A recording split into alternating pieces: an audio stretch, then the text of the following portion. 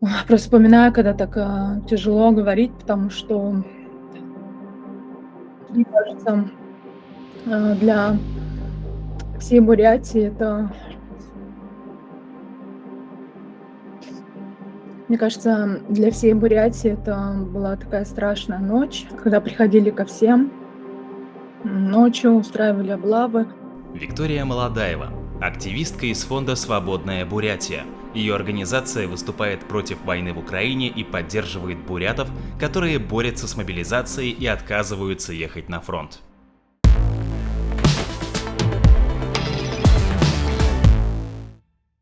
Наш фонд вообще был создан, в марте месяце мы вообще собрались, с земляками, хотели как-то высказаться против войны. Вот решили снять первое видео "Буряты против войны", потому что нам казалось, что все за, вообще в России в целом так пропаганда работала, и мы хотели высказаться против. Ожидали вообще, конечно, шквала негатива, потому что, опять же, видели, судя по пропаганде, что все поддерживают эту войну. Но в ответ мы получили вообще огромное количество положительных отзывов и желание также участвовать в наших видео от земляков по всему миру. Поэтому мы решили не останавливаться, записывать дальше. Ходили на митинги против войны, также вот, где мы находились по всему миру. И к нам подходили люди, спрашивали, какую организацию вы представляете. А у нас, в общем-то, мы просто как собрались как активисты и поняли, что предстоит огромная работа, в том числе аналитическая. Это сбор данных по погибшим, потому что мы видели, что в Бурятии очень много начало приходить грузов 200, ну и вообще как-то вести антивоенную деятельность именно по региону. Мы вот нашли даже и украинских бурят, думали, что устами наших земляков в Украине люди поймут, что там нет нацистов и бандеровцев, что они счастливо живут уже несколько лет, десятилетия в Украине, никогда не сталкивались с дискриминацией, в отличие от нас, кто жил в России. Мы постоянно сталкивались с дискриминацией, расизмом, и мы хотели как-то бороться с этим. И поэтому мы решили вот организовать, зарегистрировать фонд официально. Очень много направлений у нас, и юридическое в том числе. Мы оказывали помощь контрактикам, которые хотели расторгнуть контракт, потому что одновременно мы начали получать запросы, что делать, как уехать оттуда, как расторгнуть контракт. И мы очень долго искали юристов, консультировались с правозащитниками и нашли замечательных юристов, которые по сей день помогают нам. И мне кажется, это у нас проходило довольно-таки успешно, потому что Бурятия один из лидеров регионов по числу отказников. Нам писало очень много родственников военнослужащих с просьбами помочь расторгнуть контракт. И мы поняли, что необходима также правозащитная помощь.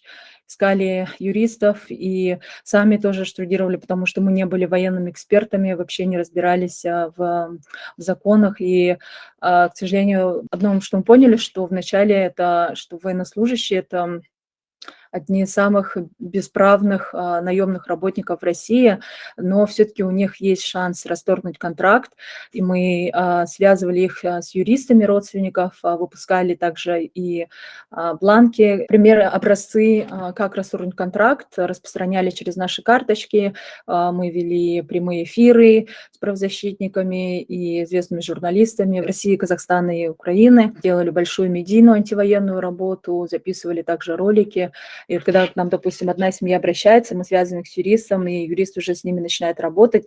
Здесь, конечно, очень важно понимать, что недостаточно только вот юриста тебе, очень важно, чтобы сами родственники боролись за своего военнослужащего. Ну и также, конечно, нужно огромное желание самого военнослужащего, потому что если в начале войны контракты расторгались легко, то уже летом, когда наши власти поняли, что очень много отказников, и они начали всячески этому препятствовать, запугивать их, удерживали их в плену самом настоящем. Вот мы также говорили всем, что продолжайте борьбу, не останавливайтесь, не слушайте угрозы. В России еще нет ни одного заведенного уголовного дела по расторжению контракта, поэтому правда на нашей стороне, и вы сможете вернуть, если вы будете бороться до конца. Вот есть известный пример военнослужащего Ильи Каминского. С ним написать рапорт об увольнении. Изначально вообще согласилось 78 военнослужащих, то есть они сами обратились к родственникам, и мать Ильи Каминского, и его жена обратились, в свою очередь, к нам и сказали, что вот есть 78 с ними сослуживцев, но их запугивали, удерживали и угрожали уголовными делами, этими красными печатями. Мы постоянно вот, выпускали новые карточки, материалы, объясняли, что вот эти вот печати, что склонен к лжи, предательству, незаконные, что все это можно обжаловать также с помощью наших юристов в том числе. Вот с Ильей Каминским, получается, когда отправили первую партию, их вообще изначально разделили на 8-10 человек. Тоже это было сделано специально, чтобы ослабить всю эту массу. Увезли одну часть, первую партию, и вот что с ними так сделали, что, в общем-то, приехал командир и сказал, что вот они уже, ребята, согласились обратно принимать участие в боевых действиях, они уже едут на передовую. И так вот они тоже запугивали, забирали, в общем-то, разделяли людей. И что вышло, что домой вернулся только один Илья Каминский. А его мать говорила, я не знаю, что они с ними там делают, как так получается, что при изначальном желании расторгнуть контракт половина из них вернулась на фронт. Но вот Илья Каминский вернулся домой. Поэтому мы всегда проговариваем, что это ваши родственники, вы должны бороться за них, вы должны придавать огласку. Без огласки ничего не получится. Поэтому мы просим их всегда записывать видеообращения. То же самое по обращению по пленным или там, по пропавшим без вести.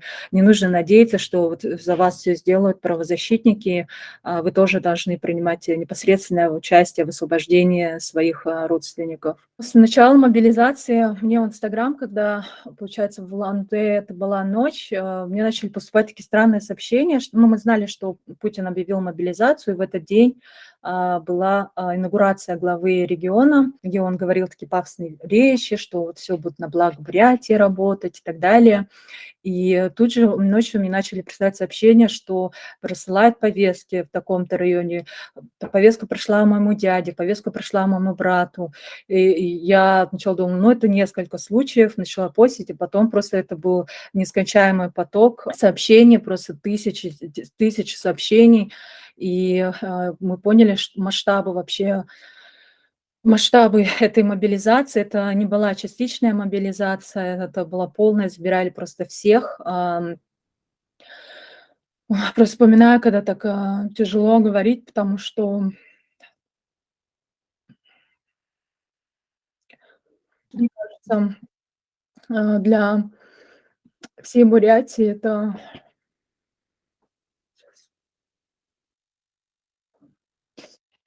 мне кажется, для всей Бурятии это была такая страшная ночь, когда приходили ко всем, ночью устраивали облавы. Вот, было очень много обращений, не только из Бурятии, но и из соседнего региона, Забайкальский край. Там тоже живет очень много бурят, и они тоже все присылали сообщения. И наш фонд перешел на круглосуточную работу, потому что запросов было очень много. И в тот период запросы были также по границе, потому что жители Бурятии проголосовали ногами и решили все бежать в Монголию, кто ехать в Монголию, в Казахстан, кто находился на территории там, в западной части России, или у кого не было загранпаспортов. И мы также вот рассказывали, как должны выглядеть повестки, что вы можете сделать, если вас уже забрали на сбор или мобилизовали, пишите доверенности, выпускали бланки, как должны выглядеть повестки.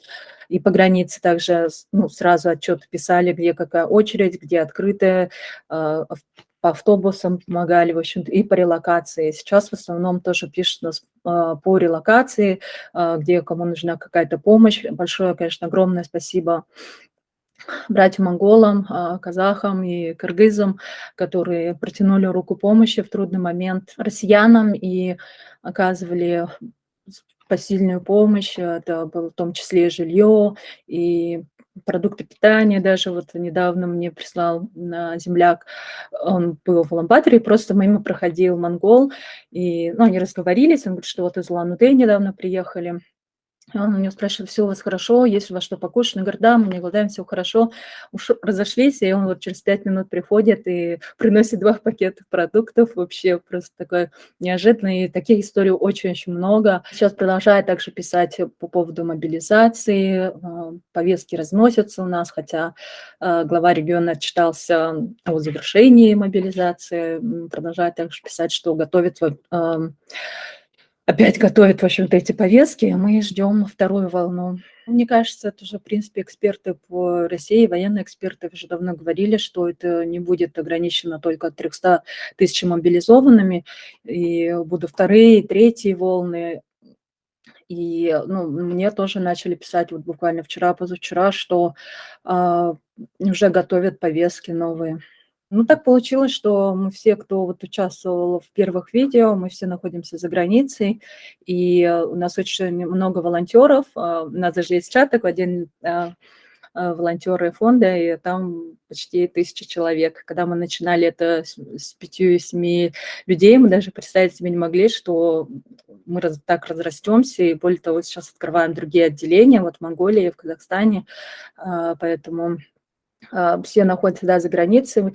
Мы прекрасно себе отдаем отчет о том, что будет небезопасно участвовать тем, кто находится в России. Когда мы записывали эти ролики, очень много нам писало наших земляков, которые находятся в России, они все равно хотели принимать участие в наших роликах, но мы их отговаривали и говорили, что вы можете помочь там каким-то репостом или еще что-то, но не можете участвовать в видео, потому что мы будем брать потом на себя такую ответственность, мы не можем брать, если с вами что-то случится, к сожалению, с нынешними законами. Всякое может случиться. Мы понимали, что с нами сразу займутся ФСБшники, и мне вот звонили тоже из Бурятии, говорили, что какой-то там ФСБшник из Питера пытался навести справки о моей маме, там и обо мне, соответственно. И, в принципе, что у нас даже вот был такой чат большой, там тоже сказали, что, в принципе, все, кто стоит в этом чате, а мы как раз в этом чате все вот активно антивоенную позицию высказывали. Это такой глобальный чат глобальных бурят, в общем-то, кто по всему миру.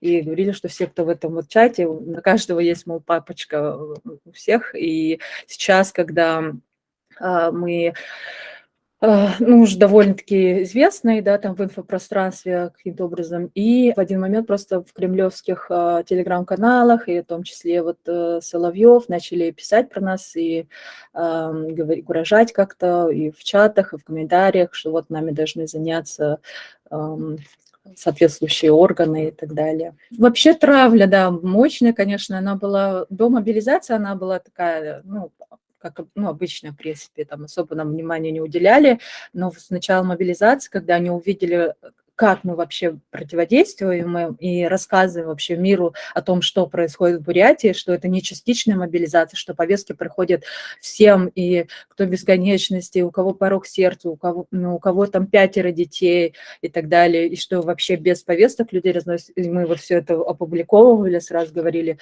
что сейчас по нашим данным помобилизовали 7700 военнослужащих из Бурятии, молодых людей. И, конечно же, они хотели как-то нас напугать, и вот они начали эту массированную травлю, меня в том числе, всяческие фейки выпускать и угрожать найти моих родственников до 7 колена и так далее, что-то там как-то запугать, в общем-то, пытается найти какие-то способы меня остановить, прям так и пишет, как ее остановить, как вообще этот фонд остановить и так далее. Самый настоящий буллинг, в общем, и травля. В ночь с 21 на 22 они же начали делать эти облавы ночью, собирали с постели в 4 утра, в 3 утра и давали полчаса на сборы. явиться вот в Закаменском районе. Людей вообще забирали без повесток и без медицинского обследования. Было 2 случая, когда забрали единственного ветеринара в селе, тоже без повестки и медицинского обследования. Он вообще танцор по жизни и никогда оружие не держал в руках.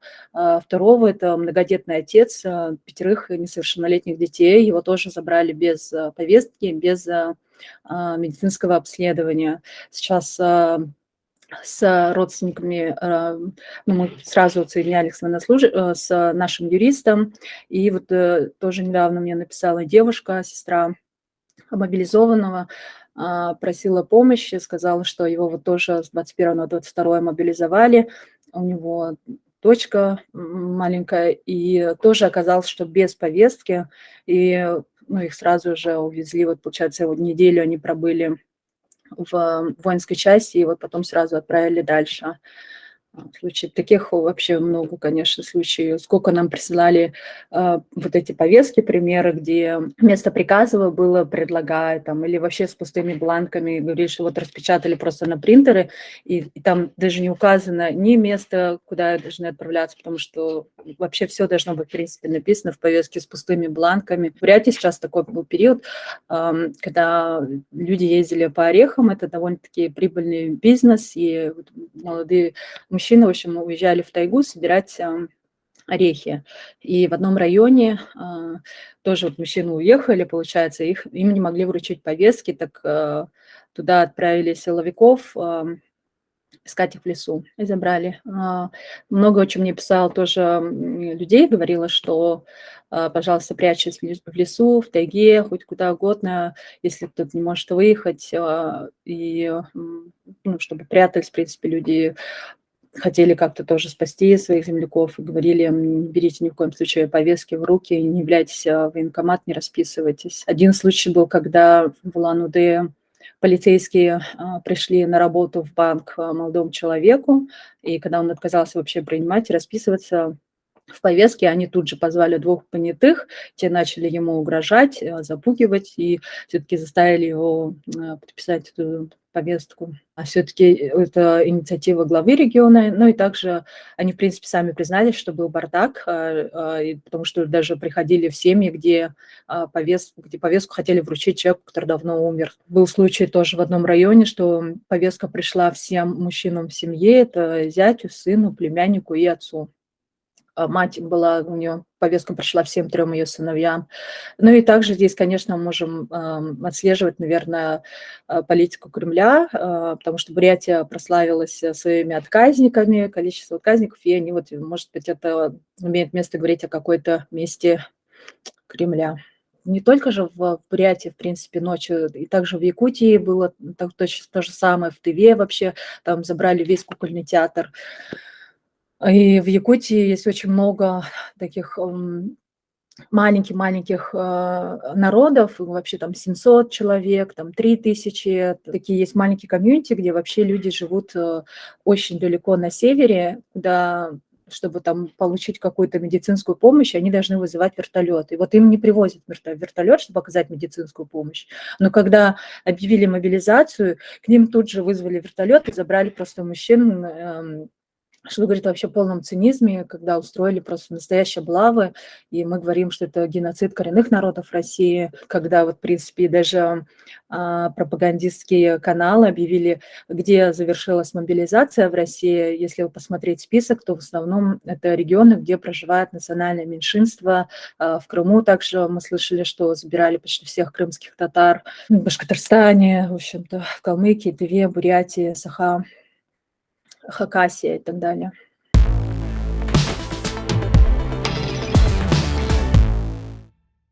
Про бурят в Буче было очень много разговоров. Мне кажется, этот миф мы, в принципе, разоблачали у себя в фонде не раз. У нас есть огромная статья, и мы постоянно говорим это на всех интервью, потому что очень много хейта вообще на нашу нацию, именно вот за Бучи. Откуда он появился и почему, это у нас можете прочитать на сайте подробное расследование. Первое упоминание о бурят в Буче было, когда разведка разведка Украины опубликовала список 64-й бригады и обвинила, что это вот были буряты. Потом мы прошлись по этому списку и выяснили, что, во-первых, список 4-летней давности, очень многие те, кто тогда служил, уже, в принципе, давно не служат, и мы нашли, кстати, 4 военнослужащих, 3 из них алтайцы, 1 бурят, которые уже давно уволились. И мало того, что список датировался 4-летней давности, так бурят по этому списку было 1,9%. Денисова тоже обвинила, что это были буряты-насильники. Мы говорили о том, что вообще в Буче больше всего погибших российских военнослужащих – это псковские десантники, и один из пленный оттуда Амазонкина говорил, что его часть шла туда именно на зачистки. В Буче нет ни одного погибшего бурята, в отличие от тех же псковских десантников. Также они выпускали по всем СМИ, в принципе, в том числе украинским, говорили, что фотографии якутских срочников, что вот это вот буряты, те буряты, которые были в Буче. Мы тоже выпускали объяснительные, скажем так, и говорили, что, во-первых, это якутские срочники. Фото было сделано в 2020 году, задолго до полномасштабной войны. Делали скриншот, нашли этого, в принципе, человека, который сделал эту фотографию. И мало того, что там просто даже элементарно якутский флаг, а не бурятский. Вот, и мы, в принципе, все это расследование выпустили, и что журналисты-расследователи с конфликтом в принципе, подтвердили, и мы не понимаем, почему вообще до сих пор кто-то еще говорит про бурят Бучи. Не хочу говорить, что мы не оправдываем вообще никакие военные преступления. Мы прекрасно понимаем, что бурятские военнослужащие находятся в Украине, но они находятся ровно на таком же положении, как и другие российские военнослужащие. И, как я уже сказала, в Бурятии буряты составляют меньшинство, это 30%, и та же самая картина в воинских частях.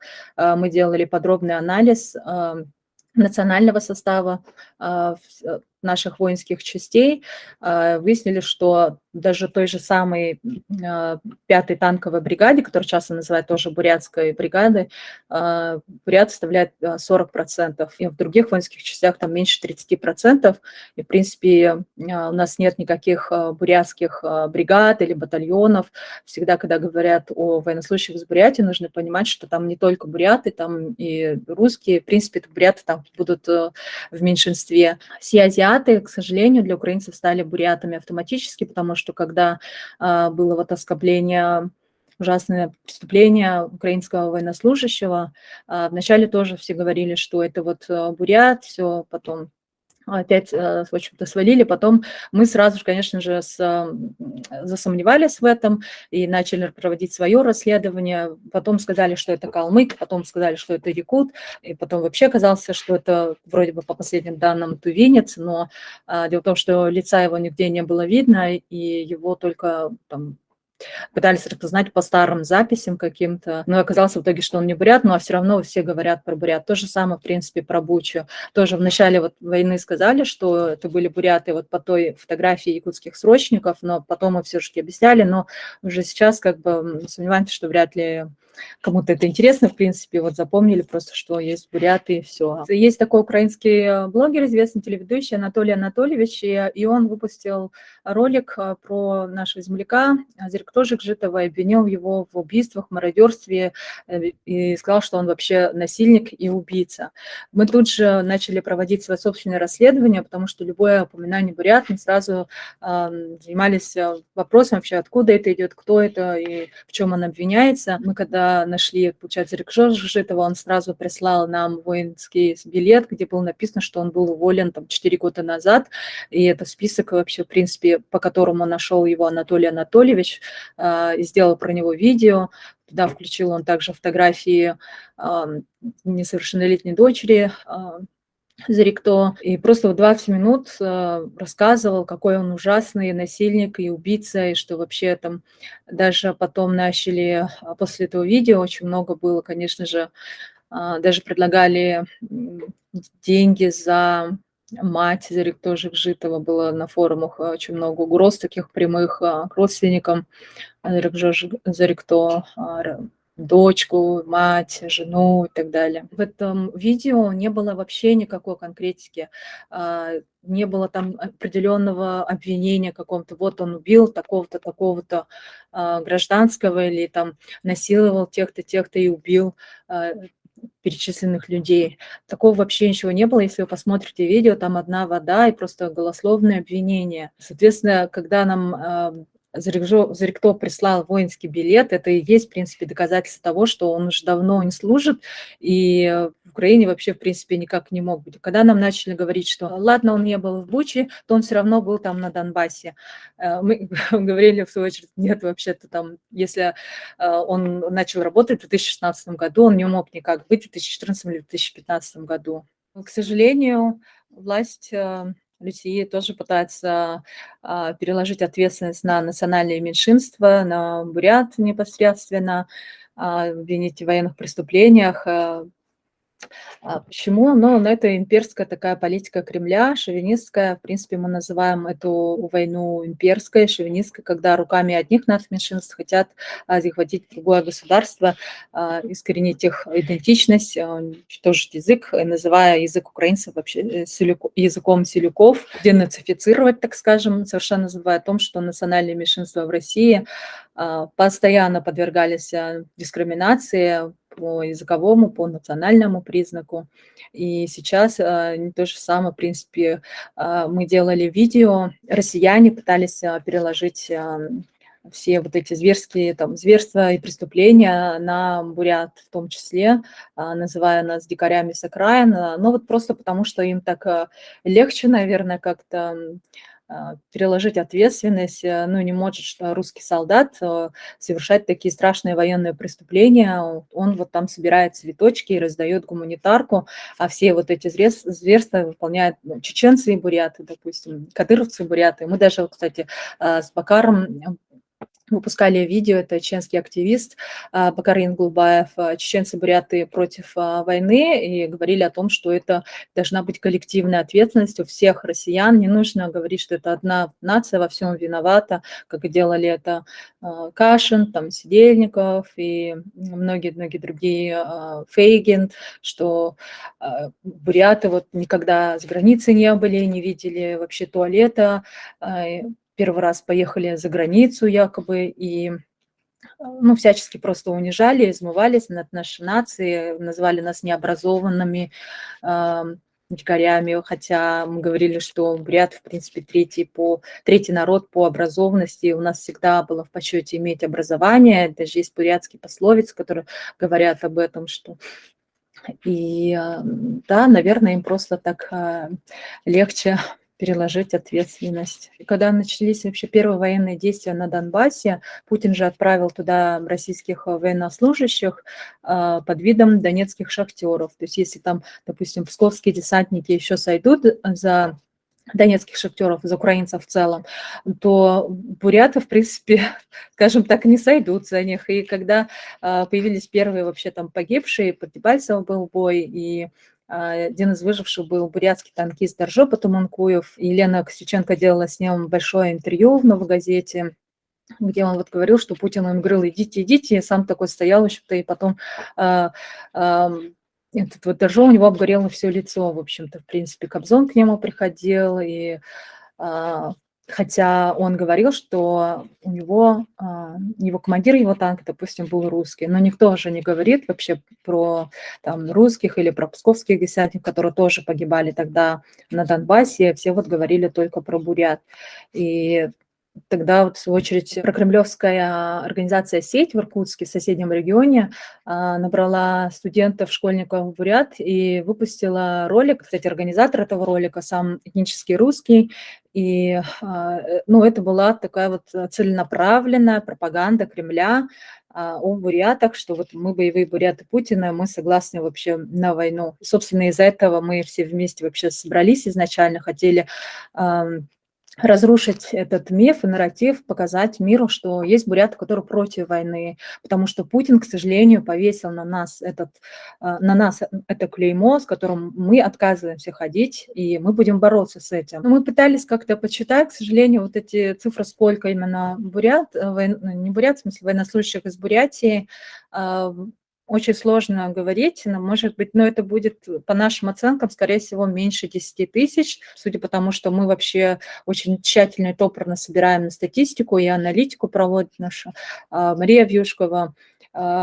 Получается, вот 364 погибших по мобилизованным, скорее всего, ну, вот у нас по последним данным получается 7 тысяч мобилизованных из Бурятии. У нас было очень много, да, отказников. Как я уже говорила, что Бурятия является одним из лидеров по числу отказников военнослужащих. По нашим данным, в начале лета у нас было больше 500 отказников, и был такой тоже громкий случай в начале лета. Борт со 150 военнослужащими выехал из Украины и приземлился в том числе из Бурятии.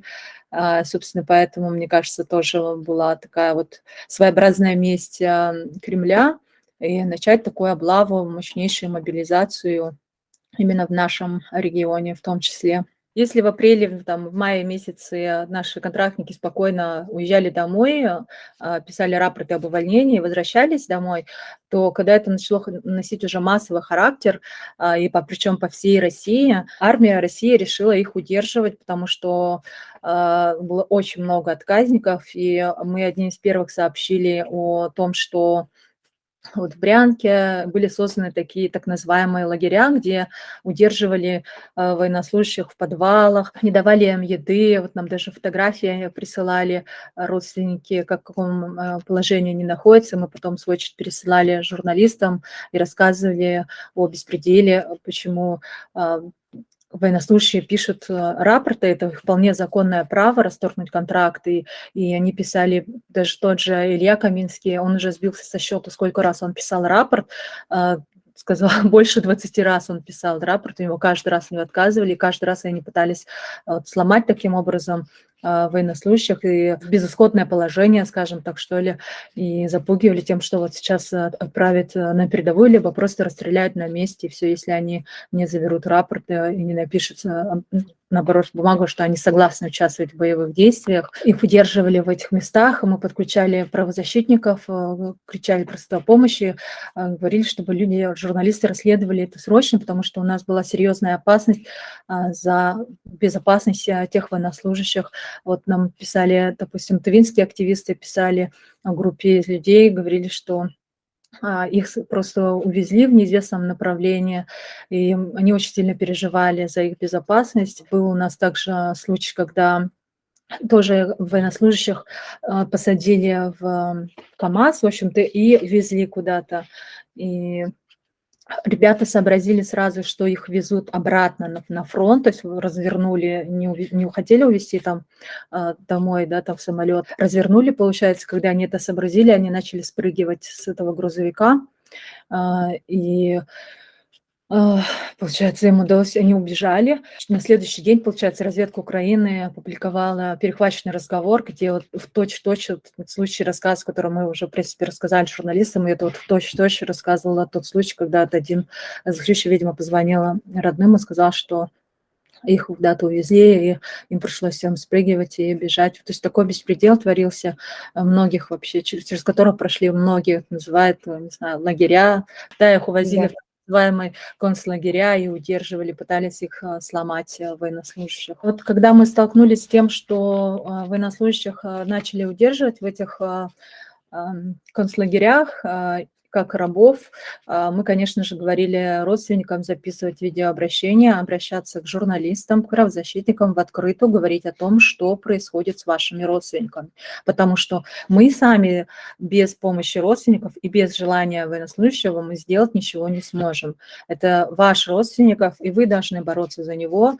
Юридическую помощь мы вам окажем, как написать рапорт, но это вы должны ходить, оббивать пороги главы региона, командира части, писать письма в прокуратуру и так далее. Это все везде должна быть ваша подпись, и Вы должны будете, ну, призывали также всех придавать огласку этим событиям, потому что мы понимали, что, естественно, наша армия и государство будут всячески умалчивать об этом. И, слава богу, вот одним из первых согласившихся была мать Ильи Каминского, и она записала вот видеообращение, хотя было очень много хейта в ее сторону, но мы говорили: ребята, если вы будете так с каждому родственнику, который решил наконец-то публично об этом что-то рассказать, то никто больше не будет записывать и участвовать в роликах. Нужно тоже отдать должное их смелости и ни в коем случае не хейтить, потому что они все-таки решили рассказать об этом. И вот благодаря ей как раз-таки, в принципе, весь мир узнал, что,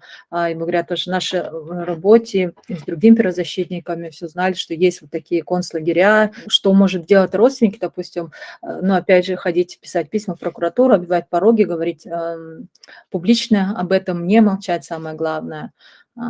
И военнослужащему тоже стоять на своем, не поддаваться угрозам и провокациям. Опять же, в России нет ни одного заведенного уголовного дела, и мы всегда об этом говорим родственникам военнослужащих. И получается, да, вот он вернулся домой потом, потому что он отстоял до конца и не сломался под напором вообще генералов, там, всего руководства и военнослужащих, в том числе своих сослуживцев.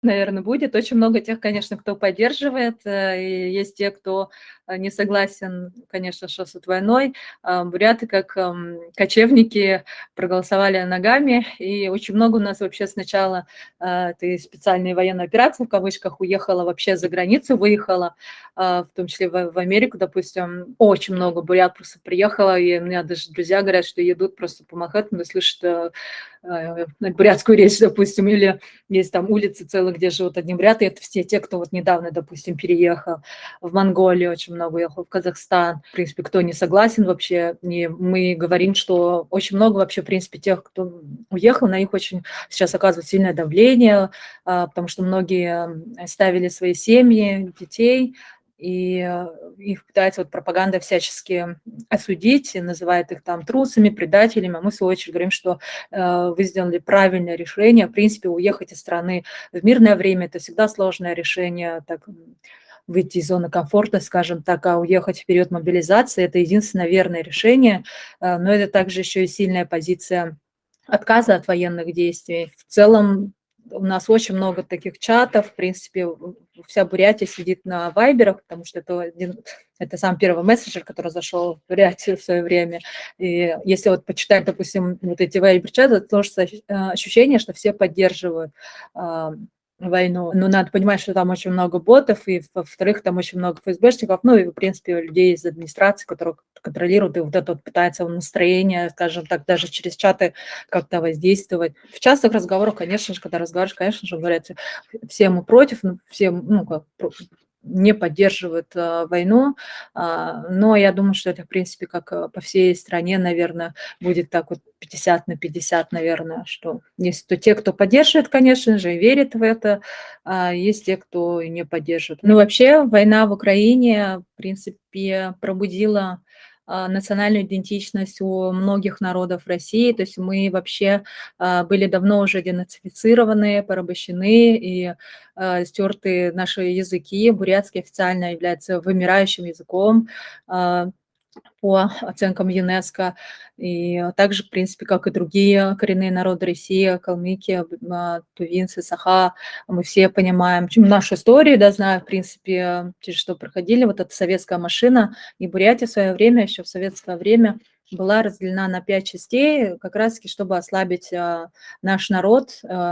И теперь сейчас мы меньшинство везде, где мы проживаем, а это 3 региона, где компактно живут буряты. Это Забайкальский край, Иркутская область и Республика Бурятия. То есть раньше это была все одна вот единая Бурятия. И Мы не говорим, конечно, ну, по моим, допустим, да, оценкам, я не вижу какой-то независимости, скажем так, Бурятии просто по той причине, что мы уже давно ассимилированы, и мы меньшинство везде, где мы живем, меньше 30% Бурятии, и 70% это другие народы, русские, венки в том числе. И давно уже, в принципе, переплетены наши как-то родственные связи, очень много у нас смешанных браков, и вот, и, в принципе, мы выступаем за федерализацию, когда регионы будут сами определять свою политику экономическую, социальную. Если бы у нас был бы сильный глава, и у нас была бы настоящая федерация, то глава нашего региона, он бы сказал бы нет, что и не будет отправлять своих земляков умирать за дворцы Путина и участвовать в этой войне, и вообще они мобилизацию не будут проводить, в принципе, частичную. Мы прекрасно видим, как Россия поступила, да, допустим, с бурятами, с нами, и как монголы к нам сейчас относятся и помогают. Мы безумно благодарны вообще братьям казахам, монголам, вообще всем кочевникам, кыргызам, потому что вот Путин как великий стратег, он же все говорил, что Запад хочет развалить Россию, что это все проделки Запада и так далее. И вот есть братские народы России, там Украины, Беларуси, допустим, но он совершенно забыл о том, что, допустим, у бурят тоже есть свои братские народы, это монголы, допустим, да. И у нас есть такое понятие, как историческая память. Мы всегда были близки с ними, и есть, в принципе, я знаю, довольно-таки большая огромное количество людей, которые бы хотели бы видеть и Бурятию в составе Монголии, в принципе, потому что у нас все, ну, единственное, реально как бы одна кровь. Есть такие тоже настроения, конечно же, есть кто за федерацию, допустим, как мы выступаем. Поэтому вот Путин тут тоже просчитался как великий стратег, поэтому, наоборот, подтолкнул. У нас теперь свой такой большой азиатский альянс, когда вот Казахстан, Бурятия, Тыва, Саха, и Калмыкия, кыргызы и монголы, мы все объединились просто сейчас одним фронтом, и все друг другу помогаем, и в том числе там, где, вот где релоцировались, допустим, монголы помогают всем тоже, да, они не говорят, что только вот буряты, они всем вообще как бы помогают. И казахи тоже нам говорят, что снимают там дома и так далее, в общем-то, помогает всем, поэтому у нас такой одна большая азиатская семья теперь.